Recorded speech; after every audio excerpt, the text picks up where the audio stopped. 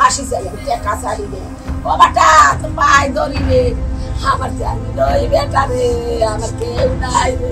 এভাবেই বুক ভাঙা আর্তনাদ নিয়ে আহাজারি করছেন প্রতিপক্ষের হাতে খুন হওয়া যুবদল কর্মী আজমির হোসেন বিপুলের মা নবিয়া খাতুন। আমি ফাঁসি চাই, ফাঁসি চাই। 18 এপ্রিল রাত 7:30টার দিকে নিহতের বাড়ির গেটের সামনে এ হামলার ঘটনা ঘটে। পরে আশঙ্কাজনক অবস্থায় উদ্ধার করে তাকে সিরাজগঞ্জ সদর হাসপাতালে ভর্তি করা হয়। আমার স্বামীকে যারা মারছেন সবার ফাঁসি চাই। সিরাজগঞ্জের শাহজাদপুরে বাড়ি নিয়ে পুরনো বিরোধ ও নদীপাড়ে মাচাল পাতাকে কেন্দ্র করে আজমির হোসেন বিপুল নামের এক যুবদল কর্মীকে কুপিয়ে ও পিটিয়ে হত্যা করেছে দুর্বৃত্তরা। তিনি রামবাড়ি মহল্লার মৃত মাজেদ শেখের ছেলে।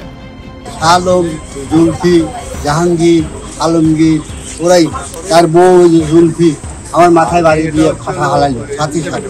গোলসেন্স গ্রুপের হোটেলে বিনিয়োগ করে সুদমুক্ত হালাল আয়ের সাথে বিলাসী জীবনের বিরাট সুযোগ। বিনিয়োগ একবার, রিটার্ন বারবার।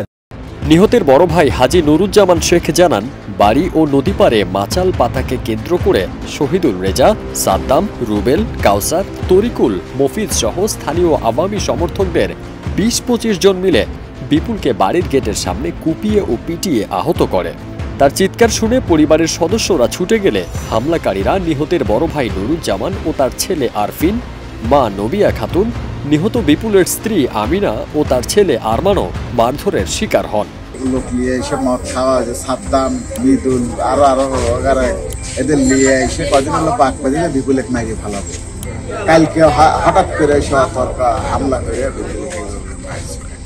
নিহতের বড় ভাই এও জানান, হামলাকারীরা আওয়ামী লীগের সমর্থক এবং মাদক সেবন ও মাদক ব্যবসার সাথে জড়িত।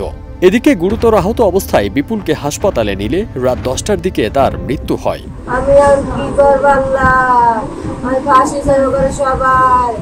নিহত বিপুলের স্ত্রী আমিনা খাতুন বলেন, আমি আমার স্বামীর হত্যাকারীদের ফাঁসি চাই।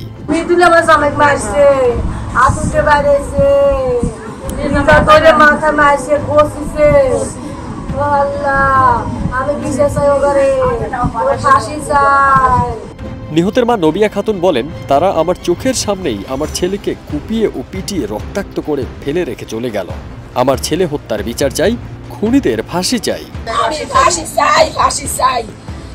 শাহজাদপুর উপজেলা যুবদলের সদস্য সচিব আব্দুল্লাহ আল মাহমুদ বলেন, নিহত বিপুল যুবদলের একজন কর্মী ছিলেন।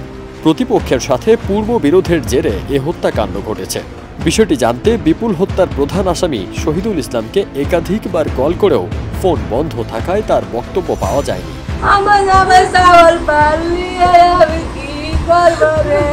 শাহজাদপুর থানার ওসি আসলাম আলী বলেন, এ ঘটনায় একজনকে আটক করে থানায় এনেছে পুলিশ।